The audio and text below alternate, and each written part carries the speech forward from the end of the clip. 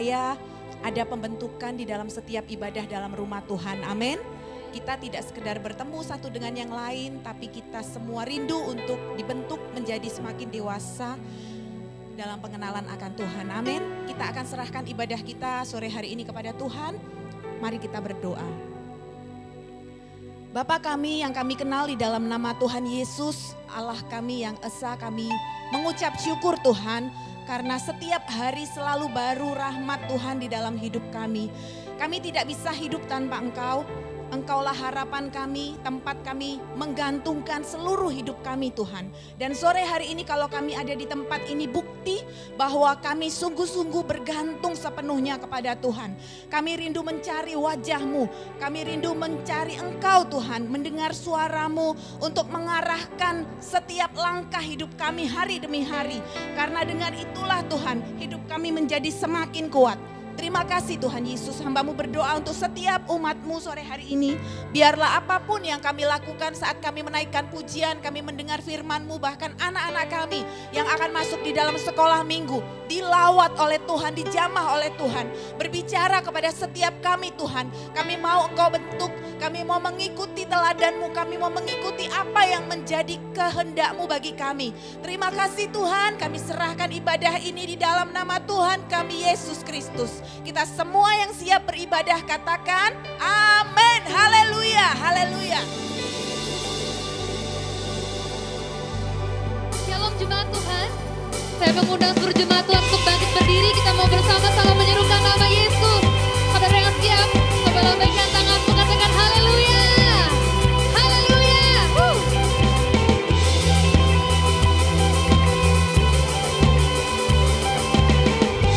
Bukan nama yang terhebat, Dia tinggi di atas segalanya. Kuasa maut tunduk, katakan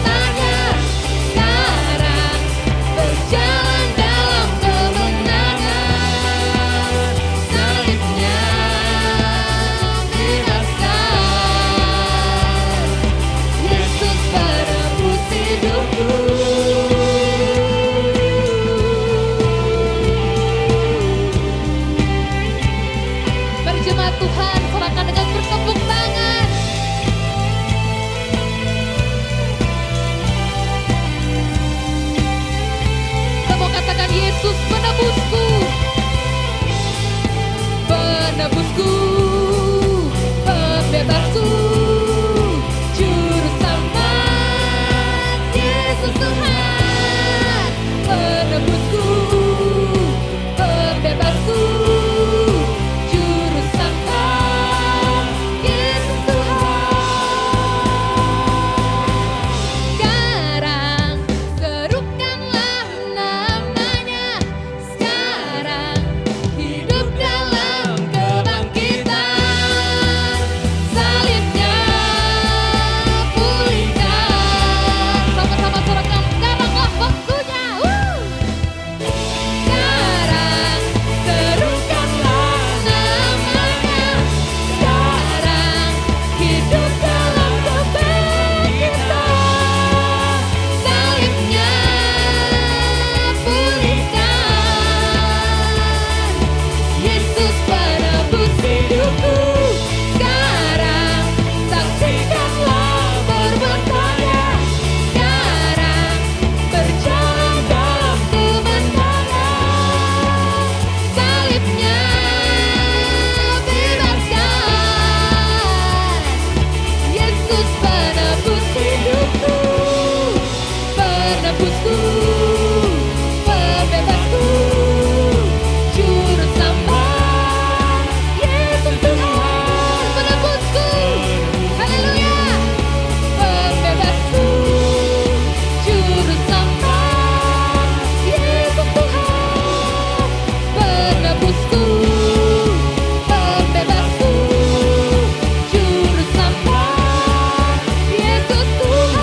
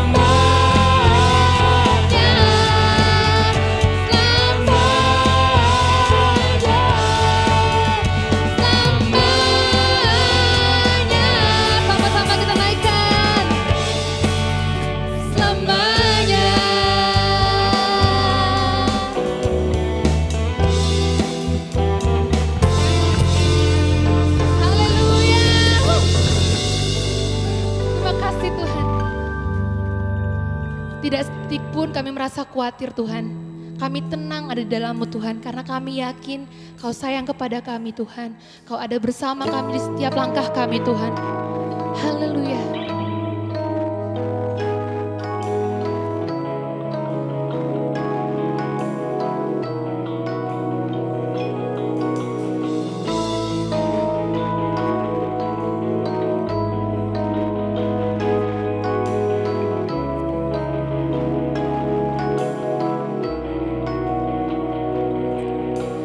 Dari manakah pertolongan saat ku hilang harapan? Namun selalu Dia bekerja, walau ku belum melihat. Tenanglah, tenanglah, Dia telah menanti. Sekalipun musim-musim terus berganti, bersabarlah, jangan menyerah. Sekalipun hati dan dagingku telah habis lenyap, Yesuslah bagianku. Dia memegang seluruh hidupku. Kami percaya Yesus, percaya Kau Allah yang setia.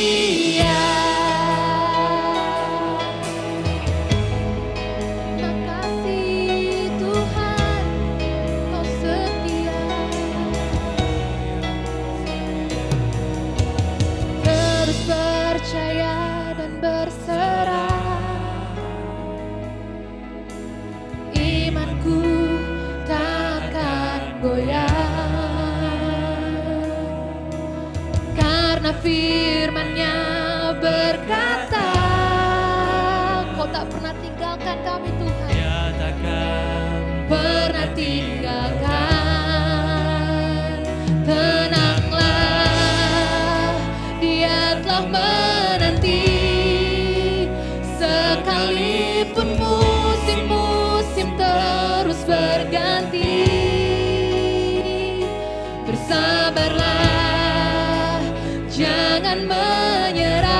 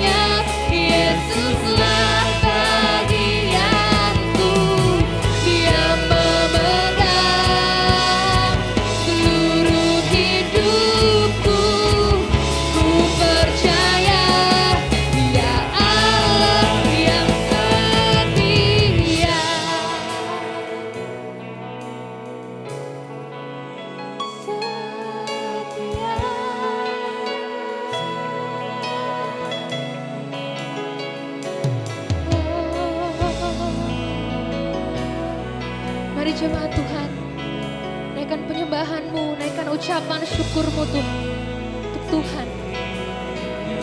Terima kasih Tuhan, terima kasih karena selalu pegang hidup kami. Terima kasih Yesus. Kami takkan khawatir bersama-Mu Tuhan. Kami yakin hidup kami aman dengan-Mu Tuhan. Kami bisa melewati semua musim bersama-Mu Yesus. Haleluya. Terima kasih Yesus. Terima kasih Tuhan.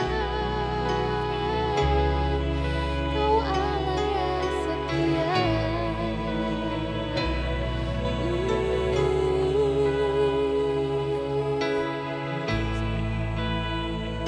Tiada Allah yang layak disembah selain-Mu Tuhan. Hanya Kau satu-satunya yang kami mau sembah, yang kami mau puji Yesus. Oh.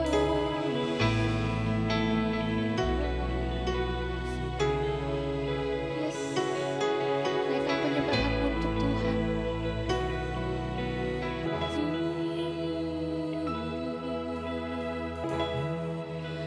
Selain Kau tiada yang lain yang ada padaku di surga. Hanya Engkau yang kuingini.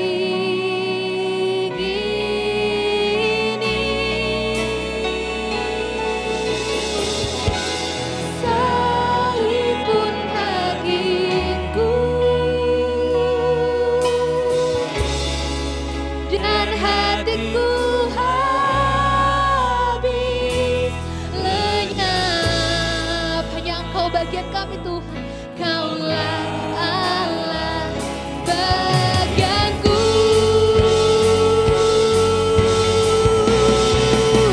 Selain Kau tiada yang lain yang ada padaku di surga. Hanya Engkau yang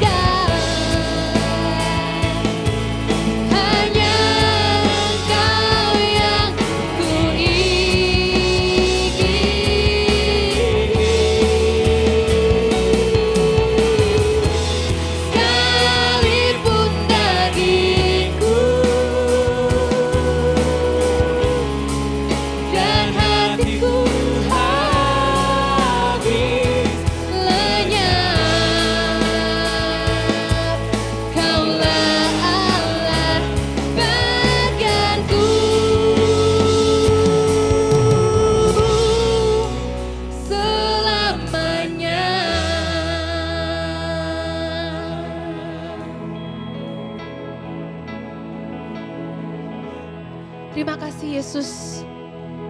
Kami yakin Kau bagian dalam hidup kami Tuhan. Dan saat ini kami mau mengambil bagian itu dalam hidup kami Tuhan melalui firman-Mu. Pakai kami Tuhan untuk menjadi alat-Mu dalam setiap kehidupan kami Tuhan. Supaya kami bisa menjadi orang-orang yang membawa peran penting dalam kehidupan kami Tuhan. Terima kasih Tuhan Yesus. Kami siap untuk mendengarkan firman-Mu Tuhan. Buka hati kami Tuhan. Hanya di dalam nama Tuhan Yesus Kristus semua berkata, amin. Haleluya. Lagu yang kita nyanyikan bagian terakhir, Tenanglah Jiwaku. Amin saudara. Situasi apapun tidak membuat kita menjadi khawatir, gelisah, tapi kita menjadi tenang. Amin. Nah hari ini saya tidak menyampaikan firman Tuhan, tapi sharing akan disampaikan oleh Bapak Budiono Ong. Mari beri tepuk tangan, mari kita sambut Pak Budiono.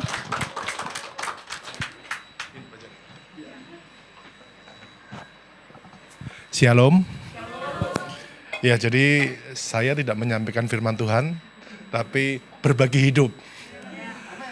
Dan saya akan bercerita bukan tentang bagaimana hidup sukses, tapi saya akan bercerita bagaimana bisa melewati badai, tapi sukses.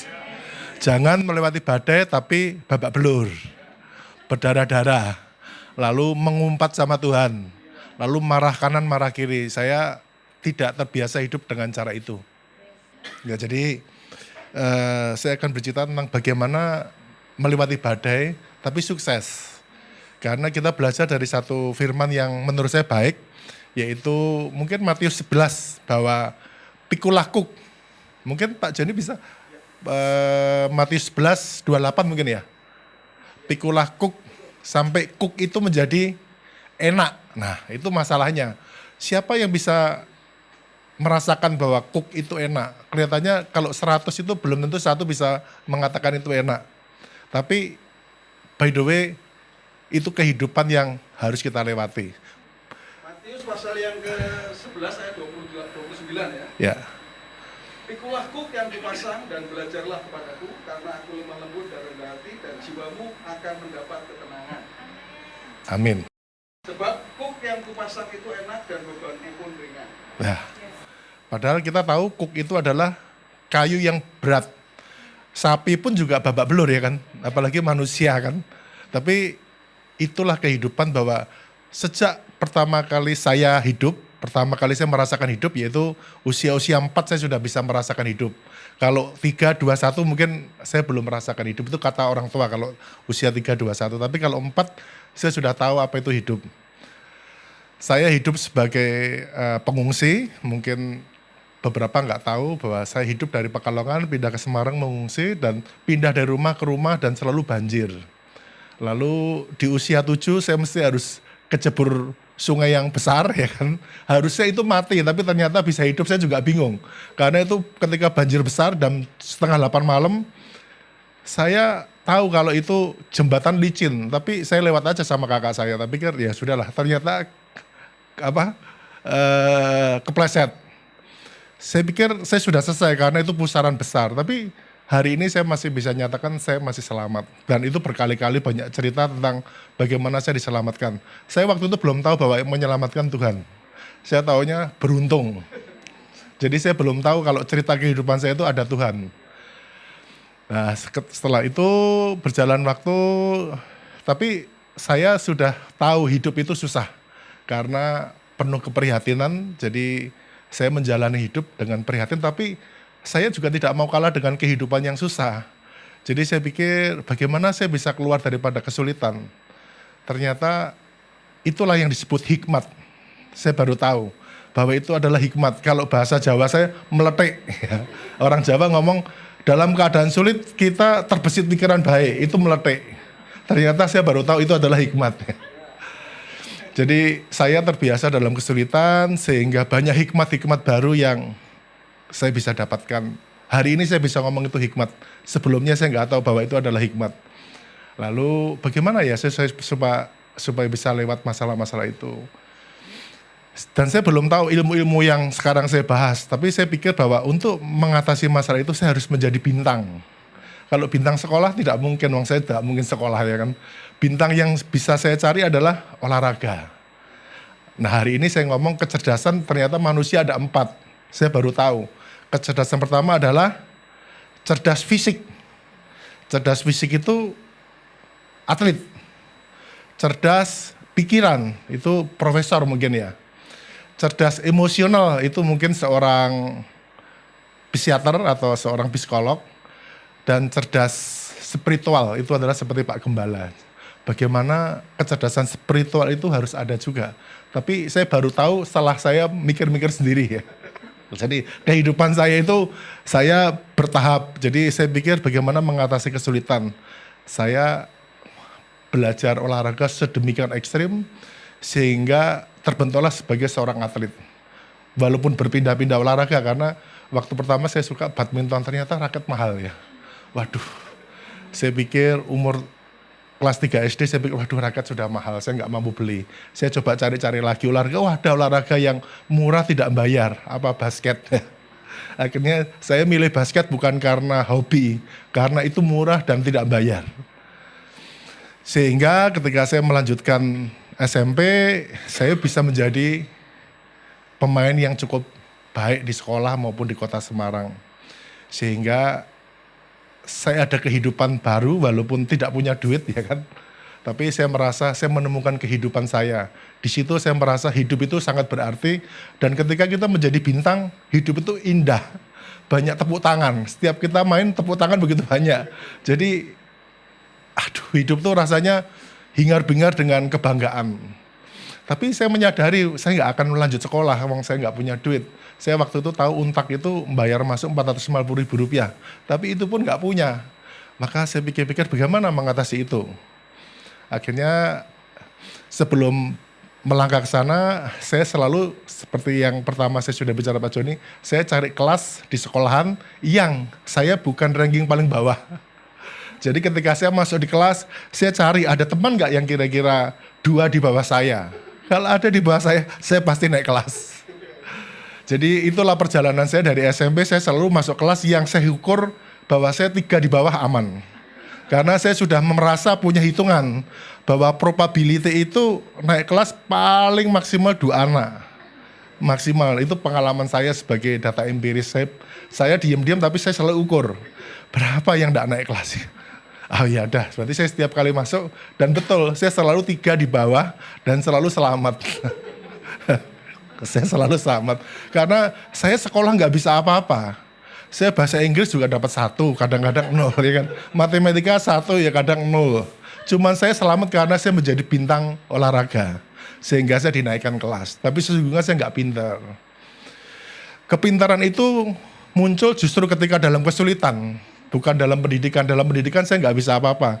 Bahkan saya masih ingat urusan B dan S saja, saya masih ingat betul bagaimana zaman dulu SD itu sekolah pilih B bener, S salah. Saya lingkari dua-duanya. Saking nggak tahunya. Kalau enggak B semua, lalu sebelah kiri S semua. Jadi bikin variasi sendiri.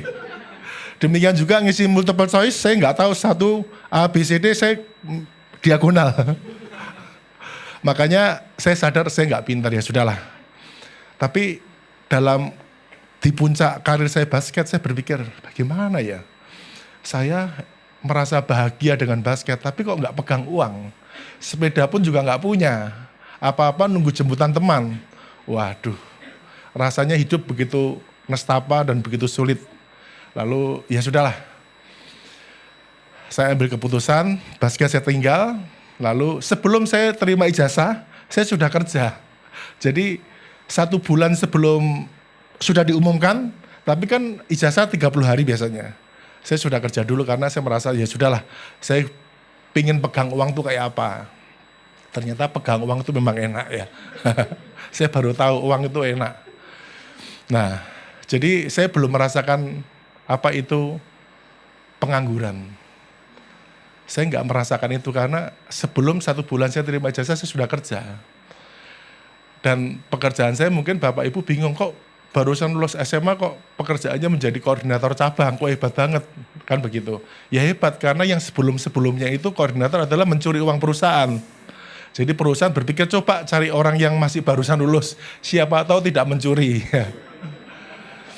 Jadi saya masuk di kondisi seperti itu karena selalu banyak pencurian-pencurian dengan kepintaran-kepintaran mereka. Nah saya dijadikan koordinator cabang di Solo, di Kartosuro lah. Jadi pertama kali saya kerja saya juga bingung, namanya belum pernah kerja kan, jadi koordinator itu kan bingung. Bagaimana menghadapi orang, bagaimana menghadapi pelanggan, bagaimana menghadapi karyawan, saya nggak bisa semua. Tapi saya berpikir, kalau saya nggak bisa ketemu pelanggan, sementara salesman saya begitu lincah ngomong dengan pelanggan, betapa malunya saya. Ya. Akhirnya saya cari-cari buku, belajar bagaimana menjadi seorang salesman. Saya cari-cari buku, oh ternyata itu begini. Saya ketemu sama orang sales, kasih saya kesempatan ketemu sama pelanggan itu. Saya belajar berani ngomong walaupun ngomongannya nggak jelas. Saya ngomong dengan segala, motivasinya satu, saya tidak mau kalah dengan sales saya. Itu hanya motivasinya, maka saya belajar menjadi seorang penjual. Sampai akhirnya saya merasa cukup di situ. Karena gajinya kecil ya, nggak apa-apa karena saya tahu bahwa saya seorang pendatang baru, gajinya waktu itu 80.000, uang makan 1.000, tahun 87 itu 1.000 uang makan sudah nggak cukup, karena warteg itu 1.200. Tapi saya tidak harus mengeluh sama perusahaan, dan saya juga tidak menuntut, oke kalau memang 1.000 rupiah uang makan, sehari saya harus makan 3 kali, saya cari cara, bagaimana, saya makannya nasi putih, sama sambal, itu kira-kira 300 rupiah dengan teh tawar. Kadang-kadang ibu itu suka marah-marah, itu bos itu makannya pelit banget nih. Padahal dia nggak tahu kalau saya itu nggak pegang duit ya kan. Tapi di kemudian hari ketika saya dalam kecukupan, ibu itu saya kembalikan lagi. Saya dapat uang, saya kembalikan. Karena saya nggak mau cerita bahwa saya waktu itu tuh susah sebetulnya. Tapi saya kembalikan karena saya tahu ibu itu dirugikan. Karena jual makanan, sambalnya enak, saya cuma pesan nasi putih sama sambal. Jadi nasi putih dengan sambal itu sudah enak sebetulnya, karena situasional ya. Hari ini pun saya pikir juga enak. Jadi berjalannya waktu,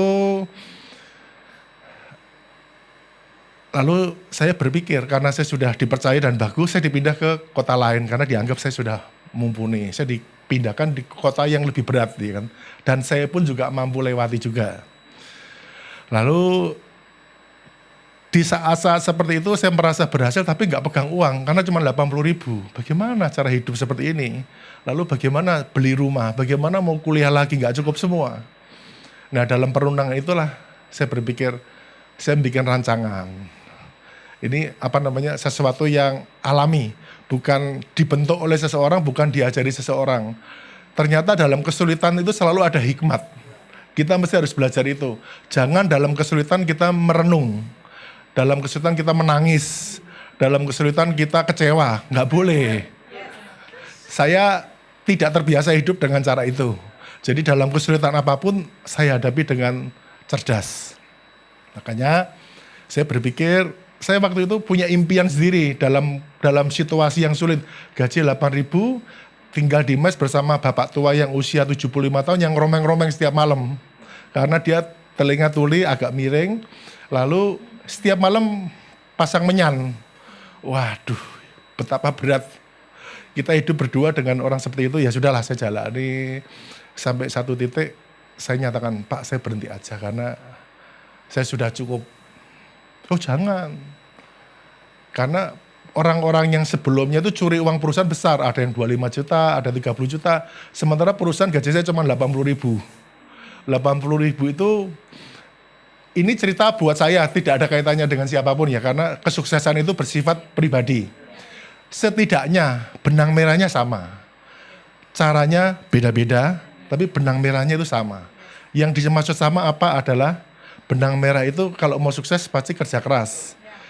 Bisa dipercaya. Bisa dipercaya sama teman, bisa dipercaya dengan diri sendiri, juga bisa dipercaya dengan Tuhan. Itu benang merahnya. Makanya dalam perjalanan, tapi saya nggak terlalu memahami semua cerita ini sebetulnya. Saya cuma menjalani hidup dengan sebaik-baiknya. Jadi ketika saya gaji 80, 10.000 buat perpuluhan. 25.000 buat mie, sisanya buat jajan. Nah, saya menjalani hidup seperti itu. Sampai titik-titik terakhir, saya nggak pernah lepas apa yang namanya perpuluhan. Entah gimana caranya saya nggak tahu, pokok selalu saya saving. Nah karena dulu saya aktif di kaum muda, uang itu saya saving buat beli alat-alat. Jadi saya kumpulkan alat, dapat 1 juta, saya beli karaoke, saya kasihkan ke teman-teman. Dapat uang 2 juta, saya belikan apa, kira-kira begitu. Makanya dalam perjalanan hidup saya sampai hari ini, saya nggak pernah apa yang namanya takut dan kekurangan uang. Di pikiran saya nggak ada itu, bukan berarti kita nggak butuh uang. Saya juga butuh uang, saya juga bekerja keras cari uang. Tapi tidak ada rasa takut tentang tidak punya uang. Kenapa? Karena saya berpikir, lah wong saya punya uang tidak untuk diri saya sendiri. Kenapa saya masih takut? Kecuali saya dapat uang 1 juta untuk saya sendiri, saya manfaatkan sendiri, mungkin saya punya rasa takut itu. Tapi karena sejak gaji 80.000 sampai terakhir saya kerja di perusahaan, tidak pernah yang namanya saya berpikir takut.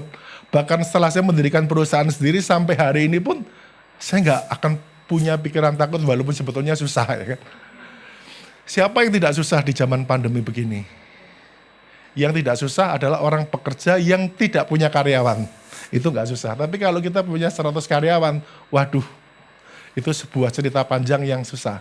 Tapi kembali ke cerita awal bahwa ternyata selama uang yang kita dapatkan tidak untuk kita sendiri, sebetulnya kita nggak ada alasan untuk takut tidak diberkati.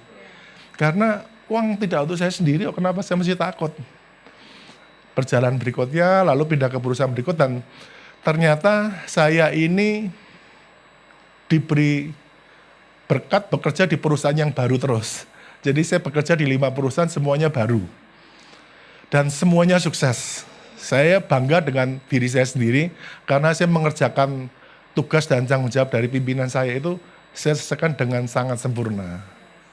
Sehingga ketika 5 kali pindah perusahaan, di tengah jalan dulu. Mungkin di tengah jalan, tadi kan saya belum pernah nganggur. Saya kepingin rasanya nganggur seperti apa. Jadi ini otak ini mengendalikan hidup saya sebetulnya. Saya itu hidup bukan dari angan-angan, tapi dari otak ini bekerja terus. Tiba-tiba ketika saya di puncak perusahaan di Surabaya, saya menjadi pimpinan penjualan di Indonesia Timur, itu cukup besar. Dan itu perusahaan besar. Tiba-tiba saya ingin, apa itu nganggur? Saya kepingin tahu nganggur itu kayak apa. Saya keluar, saya izin sama Pak, saya tak mengundurkan diri. Loh, ngapain kamu mengundurkan diri? Jangan, pindah Jakarta. Udah kami ikut saya di Jakarta. Mungkin kamu gak cocok sama teman-teman Surabaya. Saya ngomong, enggak, saya ingin mundur. Enggak, kamu Jakarta terus, saya pindah Jakarta. Di Jakarta 2 bulan saya ngomong, Pak, saya tetap gak bisa Pak, kepingin nganggur. Saya gak ngomong kepingin nganggur, saya cuma kepingin keluar. Lalu akhirnya ya sudahlah, nanti kalau kamu butuh, hubungi saya. Udah, lalu saya keluar, saya menganggur 1 tahun. Ternyata menganggur itu luar biasa berat. Saya baru tahu, maka saya bisa merasakan kalau ada orang menganggur itu berat. Makanya kalimat ini menjadi dasar hidup saya berikutnya. Jadi menganggur itu sangat berat dan sangat sulit secara moral dan material. Materialnya kita nggak dapat uang, moralnya orang tanya, kok kamu keluar? Wah, ini pertanyaan susah dijawab. Susah dijawab, saya juga nggak bisa jawab. Atau orang tanya, kamu kerja di mana? Wah, ini juga nggak bisa dijawab. Kalau saya ngomong kerja di mana, wong statusnya saya nganggur. Tapi kalau saya ngomong saya nganggur, orang masih curiga, kamu masih punya kasus. Wah, kamu masih curi uang perusahaan. Wah, ini susah, betul-betul susah. Selama setahun saya menjalani hidup yang susah. Karena susahnya bukan hidup pribadi enak. Karena saya tidur, bangun jam 6, jam 7 tidur lagi. Sampai jam 10. Jadi tidur yang paling enak seumur manusia adalah tidur jam 7 sampai jam 10. Boleh dibuktikan, tapi jangan, berbahaya. Itu berbahaya. Kalau tidur siang itu wajar. Tubuh kita sudah penyesuaian sejak bayi. Tapi kalau kita tidur malam sampai pagi itu lebih wajar karena kita udah terbiasa. Tapi kalau tidur dari jam 7 sampai jam 10 hati-hati. Itu paling bahaya. Saya sudah menyadari ternyata tubuh jadi lemas, ogah-ogahan, apapun tidak mau. Saya sudah menjalani 1 tahun. Jadi ketika 1 tahun saya mencoba cari pekerjaan rata-rata susah. Sampai akhirnya saya coba masukkan ke psikolog terapan yang menerima calon-calon karyawan baru untuk ditempatkan di mana. Itu pun ditolak. Semua tolak karena apa? Kamu mesti ada sesuatu yang kamu sembunyikan. Karena kamu dulu menjadi pimpinan Indonesia Timur, tiba-tiba hari ini kamu nganggur. Kamu mesti ada sesuatu yang kamu sembunyikan. Akhirnya berjalannya waktu, akhirnya ketemu perusahaan yang seperti militer. Nah, disitulah tiba-tiba tubuh dirubah. Kalau saya nggak ketemu pekerjaan yang seperti militer, mungkin jiwa malas masih ada di situ. Karena jam 7 sampai jam 10 itu membuat kita irama hidup jelek sekali. Akhirnya saya dapat perusahaan yang ekstrim seperti perusahaan militer. Dan saya jalani 1 tahun karena saya juga nggak kuat, karena terlalu berat. Karena selesai jam 10, setiap hari jam 10 malam dari pagi. Saya cukup, Pak, saya cukup. Ketika saya ngomong keluar di perusahaan, ini namanya Indofood namanya. Ketika saya di Indofood, pimpinannya, kamu nggak boleh keluar. Jangan, kamu itu mau kasih prediksi menggantikan saya. Seumur-umur saya baru dengar kalimat itu. Padahal selama setahun bekerja saya selalu bertengkar dengan bos ini. Tapi bertengkar yang baik, bukan bertengkar menuntut. Saya tidak pernah menuntut perusahaan, saya bertengkar idealis.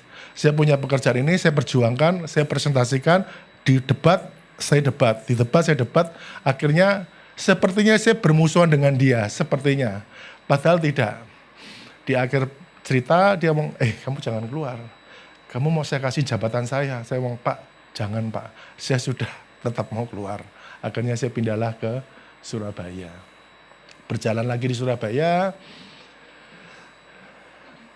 Ini lebih berat lagi. Tadi sampai jam 11. Saya kerja di Surabaya jauh lebih berat. Dari pagi sampai pagi. Ternyata pekerjaannya berat. Ini perusahaan baru yang baru pertama kali datang di Indonesia. Perusahaan dari Eropa. Saya merintis. Jadi seorang sopir, pengiriman, tukang tagih, salesman, sama surveyor. Surveyor itu saya akhirnya bawa Jojo untuk gabung sebentar.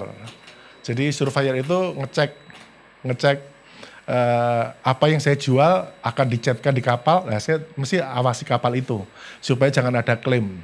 Itu saya kerja 24 jam, bisa bertahan hampir 4 tahun. Akhirnya saya keluar bukan karena saya nggak cocok, keluar karena saya mau menikah, bingung gitu. Bisa nggak istri saya hidup seperti ini ya kan? Saya ada bersama tapi nggak pernah di rumah karena waktu itu masih bujang. Akhirnya saya kalah, ya sudahlah. Saya mesti yang ngalah, saya kembali ke Semarang. Semarang, datanglah Krismon yang pertama 97 itu. Waduh, ini susah sekali saya pikir bagaimana mengatasi situasi ini ya kan. Karena 98 saya mau menikah. 97 saya kerja ditarik yang di Semarang itu kerja 3-4 bulan karena saya mau pindah Semarang. Jadi pimpinan orang asing itu tahu saya berprestasi, saya dibajak. Tapi saya nggak cerita macam-macam bahwa ketika saya dibajak itu saya nggak bikin perjanjian macam-macam, pokok trust. Saya cuma trust dengan teman itu, ternyata isinya jelek. Ternyata kontraknya itu jelek semua. Nah, dan itu adalah 97 Agustus. Bagaimana mengatasi situasi yang sulit? Ternyata isi kontraknya salah. Saya pikir saya begitu percaya dengan pimpinan saya yang lama. Ternyata klausalnya itu lemah. Waduh, saya bingung. Saya juga nggak siap berhenti karena saya mau menikah ya kan. Waduh, bagaimana saya kalau harus menghentikan pekerjaan ini, wong saya mau menikah. Lalu papi saya juga dalam kondisi kritis. Waduh, ini susah sekali. Tapi kalau saya nggak keluar, idealisme saya terganggu. Saya punya idealis yang kadang-kadang tidak bisa dibayar. Jadi saya merasa terganggu idealis, tetapi sisi yang lain saya butuh uang. Tapi kalau saya baca klausalnya tidak enak. Karena saya diberi percobaan 3 kali selama 3 kali. Jadi bekerja itu 3 kali percobaan 3 bulan pertama, itu selama 3 kali. Waduh, ternyata isinya begini. Saya bikin surat pernyataan mundur, bos saya panggil, kamu mesti ketemu saya, 5 tahun lagi kamu jadi apa, aku jadi apa. Itu kalimat, saya nggak tahu itu kalimat yang keluar begitu saja. Ternyata kalimat orang yang tersolimi, orang yang dianiaya, itu besar kuasanya ternyata. Itu benar-benar, saya tidak menyangka. Saya tidak sangka itu, bahwa orang sering ngomong seperti itu, ternyata itu benar adanya. Jadi dalam keadaan yang terpuruk paling dalam, saya tidak siap keluar, karena saya harus menikah. Saya juga nggak siap tinggal di rumah di Semarang karena situasinya sangat sulit. Tapi saya harus keluar. Akhirnya seperti sudah saya keluar. Dan saya adalah satu-satunya orang yang mengundurkan tanpa menuntut pesangon. Karena teman-teman saya menuntut pesangon 50 juta. Karena perusahaan asing kalau mau mem-PHK karyawan itu tuntutannya besar. Tapi saya ngomong nggak usah. Kamu dengan saya nggak usah kasih pesangon. Itu saya nggak mau juga. Saya nggak mau uangmu lah kira-kira begitu.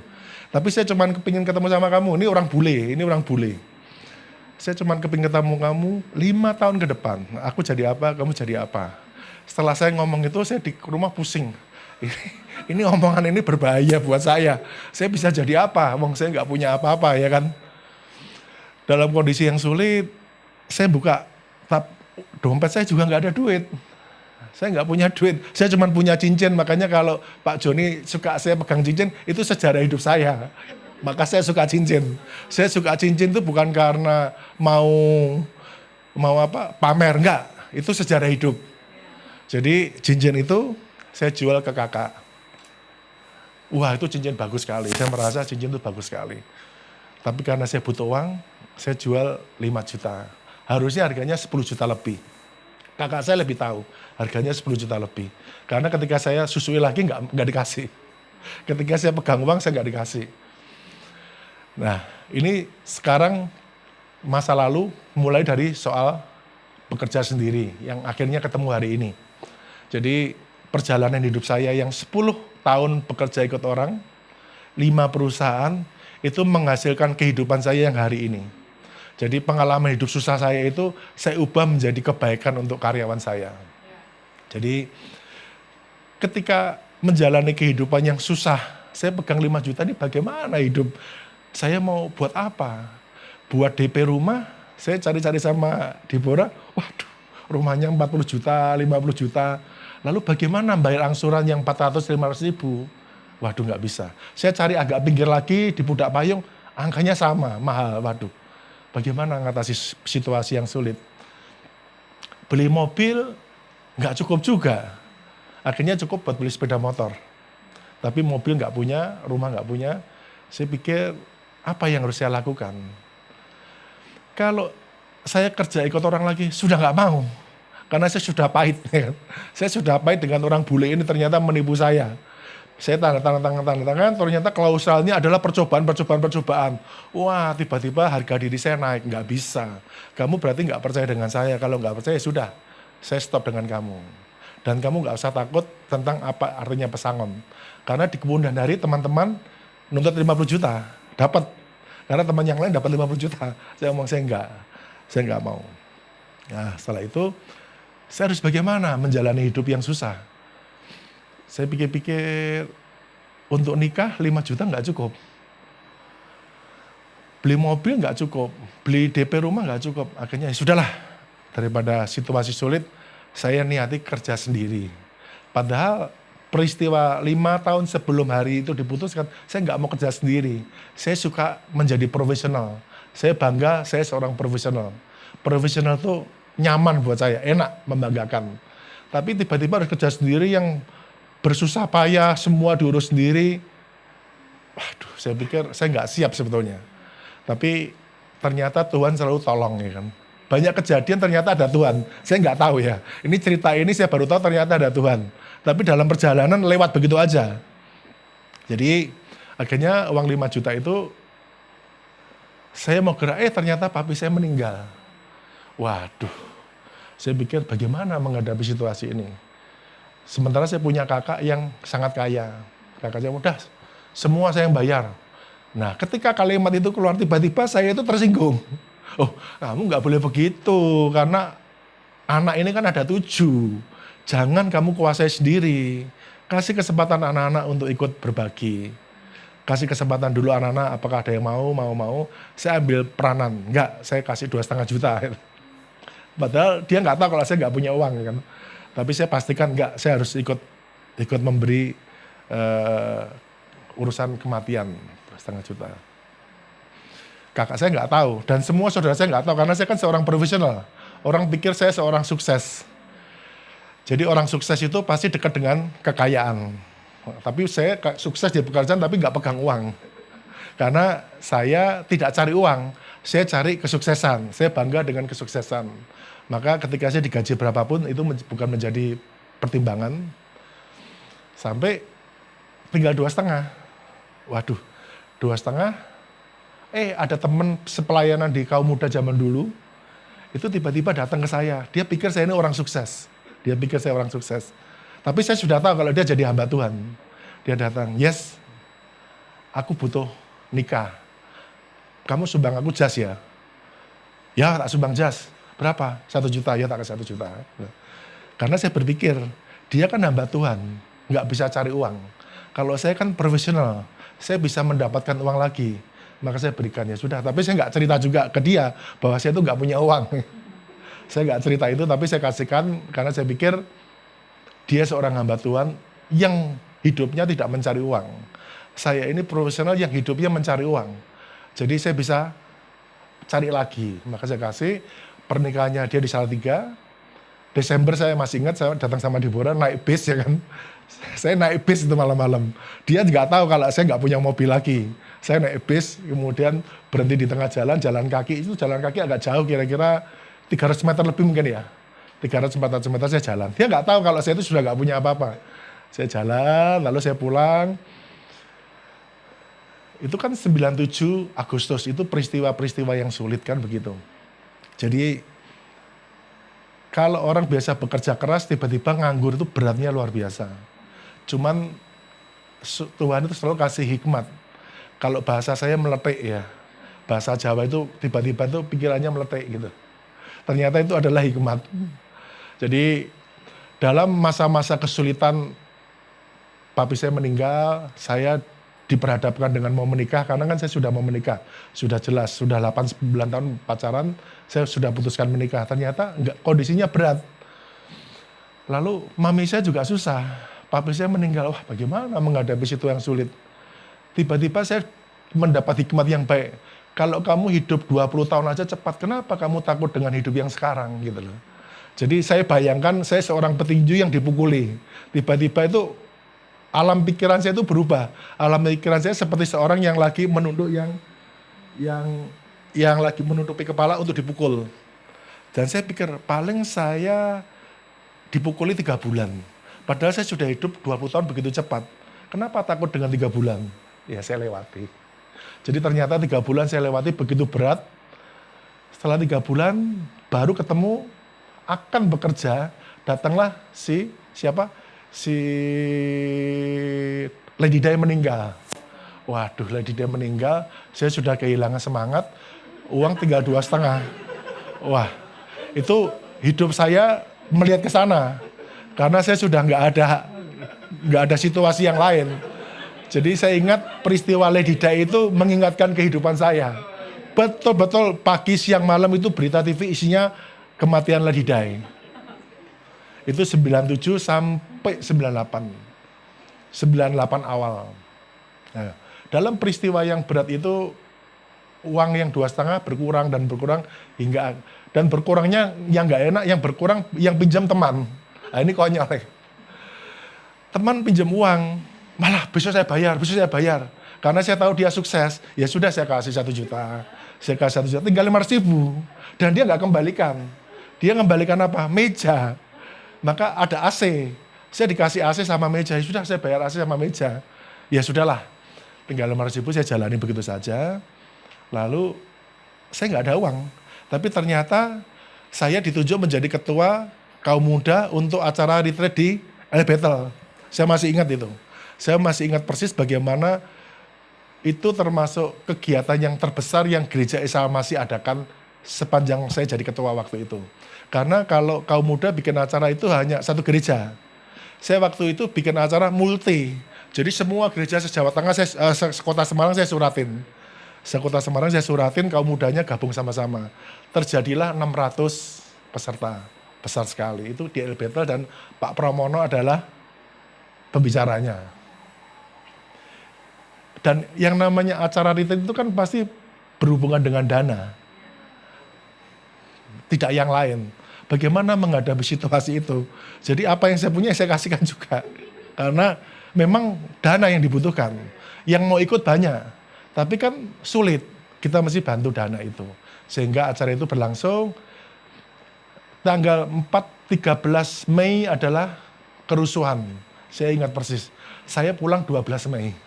Jadi andai kata waktu itu saya pulang 13 Mei, mungkin dari 6-7 bis itu ada masalah besar. Karena kan acaranya di El Bethel di Tawangmangu. Sehingga kita pulang kan lewat Solo. Itu menjadi masalah besar.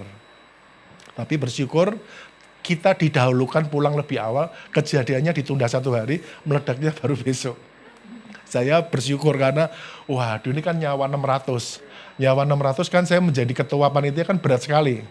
Tanggung jawab moralnya lebih berat daripada soal uang. Kalau ada apa-apa, kalau bis dibakar bagaimana? Karena mayoritas yang ikut kan masih tahu sendiri gereja Isa Masih Pemuda kan 50-50. 50% pribumi, 50% sipit-sipit. Wah ini kan yang menjadi target, ya kan? Waktu itu kan menjadi target. Wah saya agak bersyukur, ternyata saya diluputkan. Tanggal 12, berjalannya waktu, saya tidak punya kegiatan karena saya juga pusing karena saya pura-pura baik aja sebetulnya waktu menjadi ketua karena saya sudah ditunjuk sebelum masa peristiwa saya susah. Karena sudah lama saya diminta jadi ketua tapi saya nggak pernah mau. Nah ketika saya berniat menjadi ketua, saya bikin acara yang besar. Saya nggak mau acara yang hanya untuk gereja sendiri. Kalau gereja sendiri kira-kira cuma 100, 150. Tapi itu menjadi 600 karena saya undang ke banyak gereja. Nah, dalam kesulitan yang besar, tapi tetap beraktivitas ya. Beraktivitas tapi agak pura-pura sebetulnya. Karena batin itu menjerit, nggak punya apa-apa. Ditunggu pernikahan ini paling berat ya. Kalau nggak ditunggu pernikahan mungkin nggak terlalu berat. Karena ada tanggal yang sudah pasti, ada biaya yang pasti, semuanya pasti. Bagaimana menghadapi situasi itu? Nah, dalam kesulitan, nah cerita kembali lagi ke Lady Day meninggal tadi. Saya kan cuma tidur-tidur aja, karena vakum. Saya cuma tidur-tidur karena cukup lama. 3 bulan pertama tambah 3 bulan yang era itu. Karena nggak ada yang harus digiatkan apa. Oh saya nggak punya pengalaman kerja apa di Semarang. Saya kan nggak pernah kerja di Semarang. Saya kerja di luar terus. Akhirnya, boleh percaya, boleh tidak. Yang namanya berkat itu apa selalu berupa uang? Tidak. Berupa apa coba yang bisa muncul? Saya bisa tiba-tiba dapat berkat yang luar biasa dalam kemurungan yang dalam kesulitan yang besar. Tiba-tiba tuh saya seperti disiram air yang sangat dingin sehingga tiba-tiba saya bisa lompat. Dalam lompat itu semangat hidup itu melebihin sesuatu yang pernah saya jalani sebelumnya. Jadi tiba-tiba di masa itu saya itu kepikiran, wah saya seperti kemasukan roh baru atau apa saya nggak tahu. Tiba-tiba tuh semangat. Uang yang 500 itu saya pakai untuk apa? Saya berpikir, saya tiba-tiba keluar dari rumah, saya harus kemana? Wah itu pikiran pertama. Tapi saya kepingin kerja, bingung kerja apa. Akhirnya dalam fase itu semangat yang begitu besar, saya putuskan, saya mau ke Jepara. Saya ini orang yang seorang pengungsi, jadi hubungan dengan orang tua itu nggak terlalu dekat. Artinya saya pergi 10 hari pun mami saya juga nggak tahu. Saya kemana aja nggak tahu karena memang saya orang jalanan. Lalu saya ke Jepara 10 hari, saya hitung, saya cari hotel yang 10.000 supaya 10 kali 10 100.000. Lalu saya berpikir bagaimana mengatasi itu. Wong saya nggak punya barang yang dijual apa. Saya ini kan nggak tahu yang dijual apa. Wong saya nggak tahu, cuma diberi semangat ya kan. Saya ini cuma tiba-tiba diberi semangat yang besar harus pergi gitu. Akhirnya saya pilih dari semua kota, saya pilih Jepara. Nah, dalam perjalanan ke sana, saya berpikir bagaimana saya mesti ke Jepara. Tiba-tiba terbersit lagi, kalau bahasa Jawa melepek ya kan. Saya harus cari 20 orang. Masa 20 orang 10% nggak belanja ke saya. Akhirnya selama 10 hari, saya setiap hari cari perusahaan-perusahaan door to door. Gitu. Perusahaan mebel siapapun saya nggak kenal. Saya nggak kenal mereka semua. Saya cuma meyakini kalau saya ketemu 20 orang, masa 2 nggak order. Lalu pertanyaannya order apa? Saya juga nggak tahu. Saya tuh nggak punya barang apa-apa. Jadi saya banyak kesulitan sebetulnya dalam merintis perusahaan ini. Tapi saya jalani dengan semangat dan tidak mengeluh. Akhirnya betul, setiap 20 saya datang ke perusahaan, 2 pasti ada simpati. Setiap 20 saya ada simpati, sehingga itulah menjadi jalan saya untuk membangun perusahaan. Tapi nggak ada untung, karena saya nggak punya barang. Saya cuma menjadi tukang yang membelanjakan. Saya hanya membelanjakan, Pak, misalnya ke Pak Joni butuh barang apa yang bisa saya bantu. Oh saya butuh ini. Harga saya juga nggak tahu. Pak, saya belikan tapi saya bisa minta DP dulu nggak Pak? Nanti saya belanjakan. Tapi delalanya ada orang yang percaya. Saya juga heran. Saya juga bingung. Pokoknya yang jelas perjalanannya begitu. Saya kalau hari ini suruh ngulangi lagi ya nggak mampu ya. Karena situasinya terlalu berat. Tapi faktanya saya bisa melewati itu dengan sukses. Saya bisa melewati fase 10 hari itu, lalu berjalan bulan demi bulan, lalu saya pikir lagi, kalau saya harus seperti ini, hidup berat sekali. Jadi saya pikir bagaimana mengatasi situasi ini? Saya harus punya bendera. Karena kalau punya bendera, kemungkinan besar ada perusahaan-perusahaan yang mempercayakan produknya kepada saya. Jadi itu meletak yang kesekian kali kan. Dalam kesulitan saya berpikir saya harus punya bendera. Akhirnya mendirikanlah perusahaan yang ada di tempat ini. Tempat ini adalah cikal bakal perusahaan yang ada di Talenta di mana-mana. Jadi saya mendirikan nama Talenta, saya juga nggak tahu. Cuma saya berpikir kalau saya berkesempatan diberi 3 talenta, saya kan bisa kembangkan. Saya tidak mau yang 1 talenta, saya mau yang 3 supaya saya bisa memperkembangkan. Dan akhirnya benar setelah perusahaan itu ada badannya, ada nama, ada tempat, beberapa perusahaan mulai bekerja sama. Dan itu adalah jalan-jalan yang saya jalani. Tapi kalau saya harus ulangi lagi, tentu akan berbeda dengan hari ini. Tapi setidaknya benang merahnya sama. Benang merahnya apa? Jangan pernah mengeluh. Jangan pernah putus asa. Kerja mesti keras. Bersyukur mesti keras. Lalu dan harus bisa dipercaya orang. Kalau kita nggak bisa dipercaya orang, nggak bisa. Saya hidupnya karena dipercaya orang. Sehingga berkat itu datang kepada saya. Kalau saya harus bekerja berdasarkan nilai-nilai duniawi, mungkin saya nggak bisa punya rumah satu pun susah. Karena waktu awal saya bekerja bingung, bagaimana untuk ngejar beli rumah satu. Karena gaji saya hitung perlu 50 tahun untuk dapatkan rumah itu. Dan ketika 50 tahun tercapai, harga rumahnya mungkin sudah lipat 10. Jadi dalam perundangan panjang yang perjalanan tadi, saya pikir bagaimana menghadapi situasi yang sulit. Ternyata dibutuhkan kalimat itu baru teori itu baru keluar malam ini bahwa kita mesti harus berserah diri, percaya saja. Ternyata kalau percaya saja itu memang hasilnya bagus.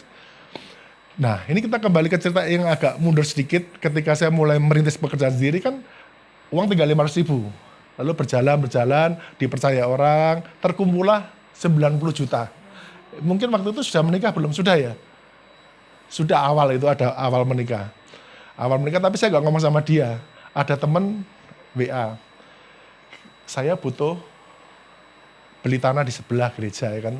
Nilainya 100 juta. Saya balas, saya bantu 90 juta ya. Saya nggak salah 80-90 ya. 80-an lah. Tapi saya nggak ngomong sama dia, saya cuma ngomong dah lah. Saya bantu 80. Padahal itu untuk dapat 90 juta tuh perjalanannya itu panjang. Jadi ketika saya modal menikah, kalau nggak salah tersisa 5 juta atau 10 juta, ya sudahlah. Tapi saya tidak berpikir bahwa saya akan berjudi dengan Tuhan. Saya tidak ada satu kalimat pikiran bahwa kalau saya memberi ini saya akan dapat 10 kali. Enggak ada. Saya nggak ada pikiran itu. Saya cuman karena dia seorang pendeta yang lebih butuh dari saya, ya saya kasihkan. Bukan karena saya mau diberkati lewat doanya dia, enggak. Saya enggak punya pikiran itu. Saya merasa saya masih bisa cari duit. Saya kan profesional. Saya seorang profesional yang saya bisa lakukan dengan 2 tangan dan pikiran saya. Sehingga saya lepas begitu aja uang. Dan saya juga enggak merasa kehilangan. Walaupun akhirnya istri setuju. Saya jalani aja dengan happy. Setelah itu barulah, ini masih ada berapa menit?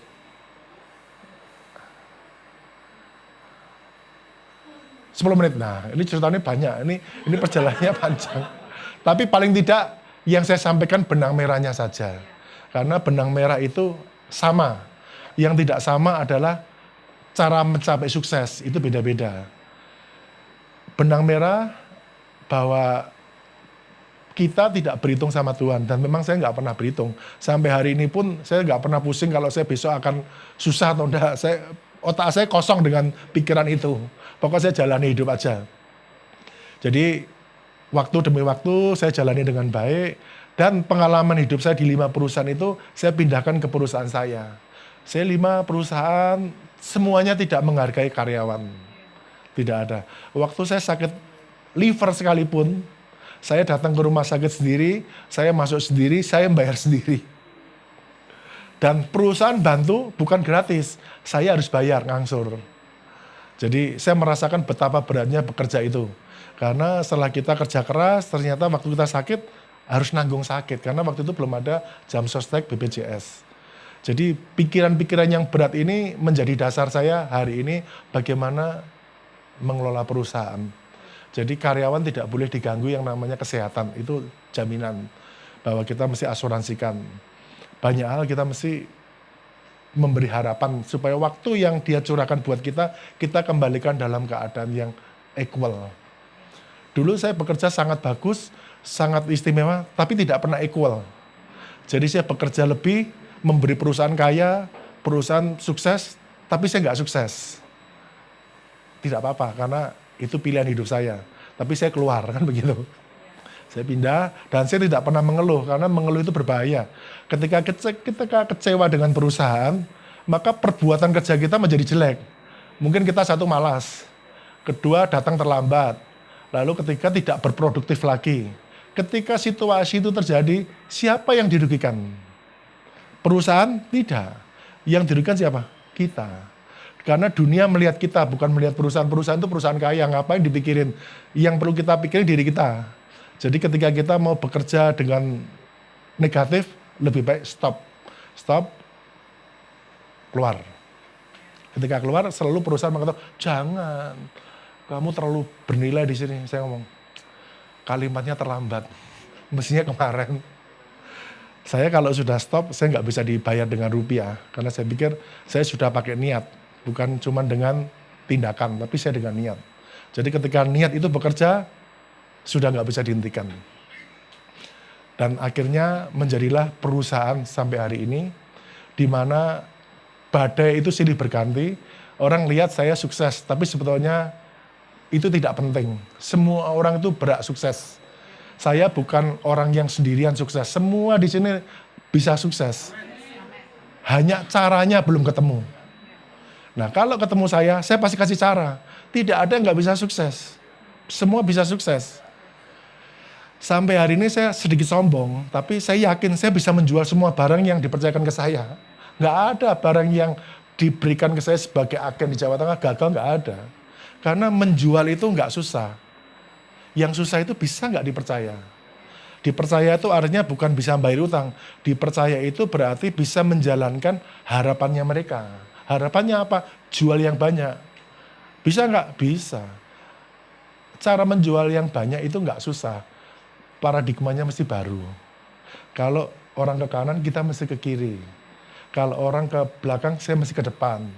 Kalau orang mau memberi hadiah, saya kejadiannya begini. Orang memberi iming-iming hadiah karena belanja banyak. Saya memberi hadiah tanpa iming-iming. Itu perbedaannya paradigma. Jadi orang memberi tur ke luar negeri kalau belanjanya sekian juta rupiah. Kalau saya nggak usah, kamu saya ajak pergi, nggak usah mikir penjualan. Kamu nggak usah mikir belanja dengan saya, nggak usah. Nggak usah. Karena saya berasumsi, dari 10 yang saya bawa, 7 aja kembali kepada saya itu sudah hebat. 3 gagal, nggak ada masalah. Jadi itulah cara kehidupan saya mengelola perusahaan. Dan semua orang juga bingung. Sejak saya ada di dalam perusahaan otomotif ini, cat mobil ini, tidak ada seorang perusahaan besar pun mau mendidik karyawan tukang oplos. Karena satu alasan, setelah pinter paling pindah. Setelah pinter pindah. Saya sebaliknya, saya didik sebanyak-banyaknya orang. Jadi di kota Jawa Tengah ini, mungkin ada 200 orang tukang oplos warna, itu karena binaan saya. Dan saya nggak pernah pusing dengan dia akan bekerja, saya nggak pernah mau pusing. Kalau saya mau membidik orang, satu orang kira-kira dananya 15 juta kira-kira. Dalam satu periode itu 15 juta, nggak ada masalah. Yang penting orang itu terselamatkan dalam masa depannya. Karena menjadi tukang oplos warna itu dibawa seumur hidup. Termasuk kawan kita yang namanya Rudi Ronsumbre yang di Papua, itu orang yang paling ahli ngoplos di Papua. Dan putra daerah. Karena nggak ada orang Papua itu ahli ngoplos cat, nggak ada. Nah itulah Rudi Ronsumbre itu dia ahli oplos di sana. Dan orang-orang yang saya rekrut selama saya bekerja sendiri adalah orang-orang satu, orang yang ditolak oleh dunia, lulusannya SD SMP, saya begitu lihat S1, saya nggak mau. Bukan saya sombong, karena saya ingin bantu orang-orang yang susah dulu. Nanti kalau besar baru saya terima yang S1. Jadi 100 orang yang bersama saya hari ini, kira-kira 80% adalah orang-orang yang tertolak. Bahkan ada yang kena tukang batu, yang jadi tukang pembantu rumah tangga saya. Jadi setiap 6:30 pagi dia bersih-bersih kamar mandi. Saya perhatikan 2 tahun nih orang begitu disiplin. Setiap 6:30 bersih dan pulang paling terakhir. Lalu saya panggil, dah kamu sekarang megang cabang di Purwokerto. Pak, nggak berani pak. Saya nggak berani jadi sales. Kenapa kamu nggak jadi sales? Nggak berani. Apa kamu nyuri uangnya dia? Enggak. Apa kamu mukul dia? Enggak. Apa kamu mukuli dia? Enggak. Lah kenapa? Mesti takut. Dah balik lagi. Udah Purwokerto balik lagi, saya suruh balik lagi karena tidak ada syarat untuk kamu takut. Mukul juga tidak, nyuri uangnya perusahaan pelanggan juga tidak, bikin cari gara-gara juga tidak. Kamu kan hanya menyampaikan pesan baik, bahwa kamu punya barang ini, kalau dia berkenan, beli. Kalau nggak berkenan ya sudah, nggak ada rasa takut. Dan orang itu akhirnya menjadi orang yang terbaik sampai hari ini. Gitu. Jadi saya secara pribadi juga bangga dengan kehidupan saya karena saya bisa membina orang-orang sampai hari ini saya lihat mereka masih bersama saya dan dalam situasi pandemi yang berat dialah perusahaan yang tidak pernah merugi. Jadi semua cabang rugi, hanya dia yang tidak rugi. Makanya dia selalu banyak dapat reward dari saya karena kehebatannya itu. Dan orangnya nggak banyak ngomong, nggak pintar ngomong, tapi jujur. Ternyata orang jujur itu dibutuhkan oleh dunia. Bahkan oleh orang yang tidak jujur pun butuh orang jujur, ya kan? Koruptor itu untuk mengelola uangnya butuh orang jujur. Jadi betapa bernilainya orang jujur di negeri ini. Termasuk di tempat ini semua, jujur itu nggak ada biayanya. Jujur itu nggak bayar. Jujur juga nggak sekolah. Jujur itu nggak ada apa-apanya. Pokok jujur aja lah. Pasti orang yang berduit akan menyerahkan perusahaannya untuk dikelola. Saya pikir itu aja sebelum selesai. Pengalaman di tempat ini pun juga sama. Saya ini tidak punya impian beli tempat ini. Saya nggak ada karena 2 bulan sebelum ini akan dilelang, saya ditawarin tapi saya nggak pernah mau. Saya nggak pernah mau. Karena yang mau melelang ada teman saya. Saya nggak mau. Tapi aneh ketika 3 hari sebelum batas lelang itu, saya di Jakarta, saya tiba-tiba kepikir harus beli tempat ini. Saya juga heran. Saya nggak tahu kalau ada apa dengan tempat ini. Saya nggak tahu. Jadi saya pekerja di Jakarta belum selesai, saya pulang ke Semarang. Saya itu bingung. Kenapa saya mesti pulang harus beli? Saya hubungi teman saya, udah tempat itu saya beli aja. Lalu ketemulah sama Pak Sinarto Halim. Pak Sinarto Halim, Pak besok dilelang, bisa nggak bayarnya sekarang? Berapa? 825. Supaya saya dapat untung 75. Utang saya 700 sekian, oke. Saya selesaikan, selesai semua. Saya beli kan, selesai. Iseng-iseng saya ngecek, uang saya kan beli itu enggak tahu. Saya enggak tahu tempat ini seperti apa, saya enggak tahu. Saya cuma tahunya di depan. Bahwa itu adalah ruko yang sudah kumuh, yang enggak karu-karuan, yang sudah gelap. Lantainya sudah enggak karu-karuan, sudah kosong. Ini tempat yang sudah kumuh. Saya datang sama Deborah, di lantai 2 itu. Saya kaget, saya betul-betul 100% kaget dan ketakutan. Karena ada orang tua keluar dari pintu ini. Wah, saya pikir itu siapa? Saya betul-betul kaget, saya betul-betul terkejut. Kok ada dia, siapa? Saya pikir makhluk apa? Saya tanya, Bapak siapa? Saya mau keluar Pak. Loh keluar kenapa? Kan tempat ini sudah laku dibeli. Oh, lalu Bapak itu siapa? Loh saya itu gembala gereja di atas. Oh, gembala apa Pak? Gereja.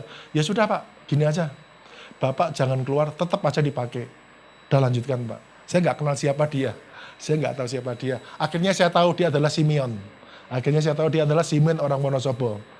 Saya bilang, Pak, Bapak nggak usah pergi, terus bertahan di sini. Saya akan bikin bagus lantai. Karena lantai 3 nggak bagus. Lantai 3 awalnya kumuh. Pak, saya akan bangun lantai 3 dengan baik. Bapak tetap tinggal di sini. Loh, tapi ini jadi apa? Nggak apa-apa, saya nanti kantor hidup bareng-bareng. Saya kerja, Bapak juga beribadah. Akhirnya berjalanlah sekian, mungkin ada 8 tahun berjalan dengan dia. Tapi tetap tidak saling kenal. Tapi saya tahu namanya dia Simeon. Saya tahu dia Simeon, tidak kenal. Dan saya tidak pernah berkomunikasi dan hidup sendiri-sendiri. Berjalannya waktu, saya di sini sama Ishak. Lalu Ishak geser, saya juga pindah. Akhirnya tempat ini dipakai seperti hari ini. Tapi sekali lagi ini kalimat yang tidak ada kaitannya dengan siapapun. Ini adalah perjalanan hidup perusahaan yang saya jalani. Saya pikir saya sudah sampaikan benang merahnya tadi bahwa bagaimana melewati badai tapi sukses. Jangan melewati badai berdarah-darah, nggak boleh. Karena masih ada versi kedua yang Pak Joni yang tahu. Itu lebih berat daripada yang hari ini. Karena perjalanan kedua itu jauh lebih berat dan saya paling bangga. Kenapa bangga? Dalam badai yang paling berat selalu ada mutiara. Saya ketemu dengan banyak orang-orang hebat justru ketika ada badai. Bukan ketika dalam keadaan pesta pora, dalam keadaan gembira saya menemukan teman-teman hebat, bukan. Saya selalu menemukan teman-teman hebat dalam keadaan badai yang besar. Makin besar badai, makin teruji teman-teman itu. Amin. Saya bikin aja Pak Joni. Terima kasih Ko Yes. Saudara berikan tepuk tangan saudara sekali lagi. Saudara menangkap benang merahnya saudara. Benang merah itu kalau saya selalu mengistilahkan prinsip kebenarannya. Ya kalau istilahnya Pak Budiono Ong ini adalah benang merah. Tapi kalau saya mengatakan prinsip kebenaran. Wah tadi saya ada dalam catatan saya begitu banyak sekali benang merahnya. Ya, mungkin saudara juga menangkap beberapa ya kata-kata atau kalimat bahkan ya. Saya akan ingat terus kata meletik tadi itu ya kan. Kata meletik. Yang bahasa yang saya sering sampaikan adalah hikmat. Makanya kita selalu berdoa minta hikmat sama Tuhan, ya. Dan tadi ada yang kedua yang menarik, yaitu ada semangat yang tiba-tiba muncul.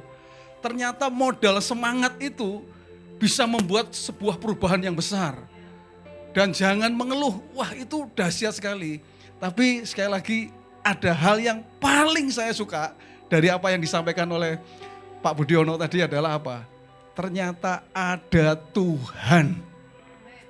Tadi Pak Budiono berkali-kali ngomong begitu ya. Terima kasih Pak Budiono. Ada Tuhan. Di situasi apapun saudara jangan pernah takut, ada Tuhan.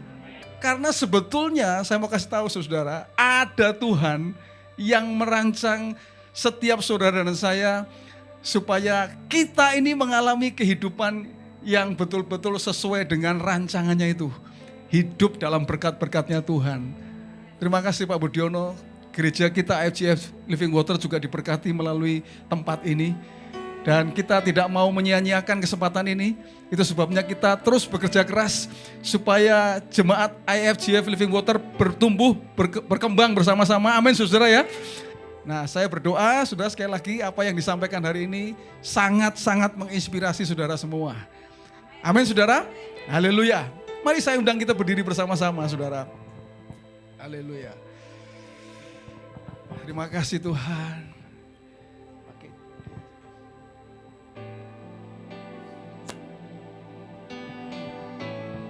Terima kasih Tuhan. Mari katakan bersama-sama.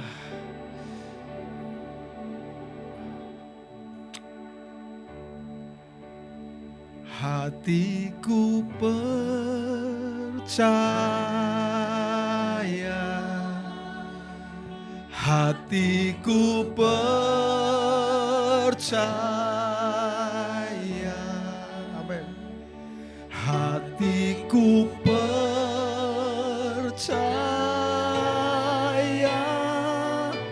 selalu ku percaya. Hatiku percaya, hatiku percaya,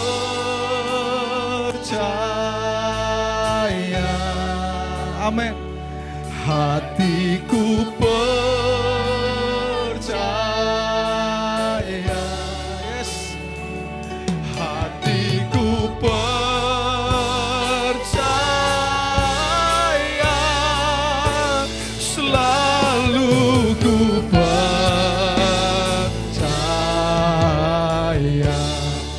Katakan saat saat ku tak melihat jalanmu, saat ku tak mengerti rencanamu, namun tetap ku pegang janjimu. Pengharapanku hanya pada hatiku percaya. Oh, haleluya, hatiku percaya, hatiku percaya. Eska, hatiku percaya, selalu ku percaya. Semua tundukkan kepala, renungkan sharing kebenaran yang kita dengar hari ini. Tadi sempat Bapak Budiono mengatakan hari ini penting bagi kita untuk berserah percaya. Itu saya garis bawahi. Saudara, kalau engkau hari ini sedang menghadapi pergumulan, tantangan, setiap orang bisa mengalami peristiwanya masing-masing. Pak Budiono mengalami kisahnya sendiri. Tapi selalu ada benang merah, selalu ada prinsip kebenaran yang sama. Saudara, kalau hari ini engkau sedang menghadapi tantangan dalam kehidupanmu, engkau merasa bahwa seperti lagu yang kita nyanyikan, seperti gak tahu jalan mana yang harus Anda lalui. Harus bagaimana Anda harus melakukan ketika menghadapi situasi ini. Tapi percayalah, Tuhan ingin supaya kita percaya, berserah kepada Tuhan. Percaya, menyerahkan hidup kita kepada Tuhan. Akan ada saatnya, seperti tadi dikatakan, ada Tuhan yang akan bekerja dengan 1001 macam cara untuk mengangkat hidupmu. Percayalah, hari ini apapun yang kau sedang hadapi, percayalah, Tuhan mengasihi engkau lebih daripada siapapun mengasihi engkau. Saya percaya engkau akan punya kisah sendiri bersama dengan Tuhan. Kisah di mana engkau bisa melewati masa-masa yang sukar, mengatasi saat-saat sulit bersama dengan Tuhan. Itu yang akan menjadi kisah Anda semua di tempat ini. Itu sebabnya sebelum saya berdoa, mari katakan dengan iman kita. Melalui pujian ini menjadi pernyataan kita, Pak. Tuhan, aku percaya, hatiku percaya kepadamu, Tuhan. Katakan sama-sama. Oh, oh, hatiku percaya, hatiku percaya. Eska, hatiku percaya.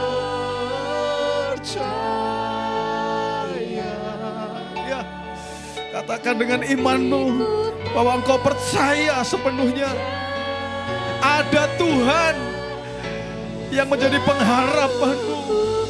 Katakan, hatiku percaya, hatiku percaya, hatiku percaya.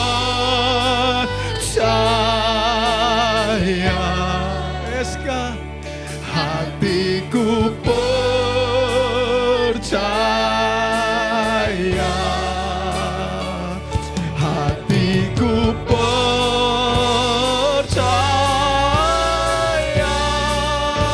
selalu ku percaya. Hatiku percaya, hatiku percaya. Tuhan, nyatakan kuasa-Mu bagi setiap anak-anak-Mu di tempat ini, Tuhan. Oh, haleluya. Hatiku percaya, selalu ku percaya. Hatiku percaya, hatiku percaya. Hatiku percaya, selalu ku percaya. Hatiku percaya, hatiku percaya, selalu ku percaya. Hatiku percaya, hatiku percaya, selalu ku percaya. Hatiku percaya, hatiku percaya, selalu ku percaya.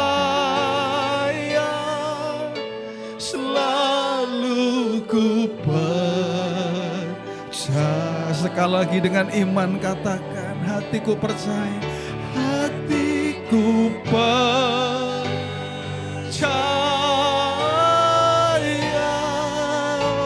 selalu ku percaya.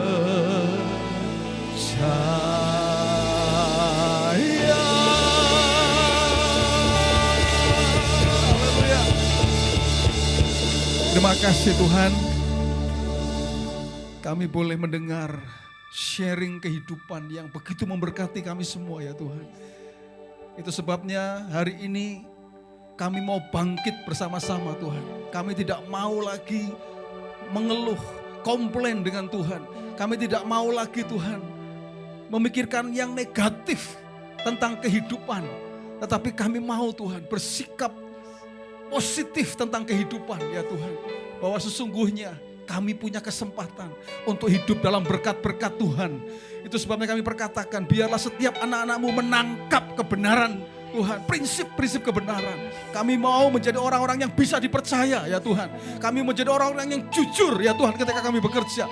Kami menjadi orang-orang yang betul-betul dicari. Bahkan dunia mencari orang-orang yang seperti itu ya Tuhan. Itulah yang terjadi bagi setiap kami. Jemaat IFGF Living Water Tuhan. Hamba-Mu berdoa secara khusus untuk Pak Budiono Ong ya Tuhan. Terima kasih Tuhan sudah memakai hamba-Mu ini menjadi berkat buat kami semua ya Tuhan. Khususnya gereja IFGF Living Water diberkati dengan kehidupan Pak Budiono Ong sekeluarga ini. Kami berdoa Tuhan, berkati Tuhan apapun yang dikerjakan oleh hamba-Mu ini Tuhan. Tuhan terus menyatakan ya Tuhan, talenta raya perusahaan yang ada ini akan terus diberkati oleh Tuhan supaya bisa memberkati lebih banyak lagi Tuhan. Dan itulah yang akan terjadi. Kami berkatakan di dalam nama Tuhan Yesus. Berkati kesehatan selalu ya Tuhan. Dengan kesehatan itu bisa melakukan aktivitas apapun ya Tuhan. Dan kami percaya ya Tuhan, Engkau akan terus memakai hamba-Mu ini menjadi saluran berkat ya Tuhan. Dimanapun, kapanpun, bagi siapapun juga ya Tuhan. Terima kasih Bapa, terima kasih. Di dalam nama Tuhan Yesus Kristus. Terima kasih. Mari jemaat yang dikasih Tuhan, angkat tanganmu dan terimalah berkat dari Tuhan. Katakan amin, percaya, yakin bahwa itulah yang akan Tuhan kerjakan dalam hidupmu. Jadilah engkau orang percaya yang mengandalkan Tuhan dalam kehidupanmu. Karena Tuhan akan membuat engkau seperti pohon yang ditanam di tepi aliran air. Engkau tidak pernah takut tahun-tahun kering. Karena apapun yang diperbuat tanganmu Tuhan akan buat berhasil. Engkau akan terus naik dan tidak turun. Engkau jadi kepala dan bukan jadi ekor.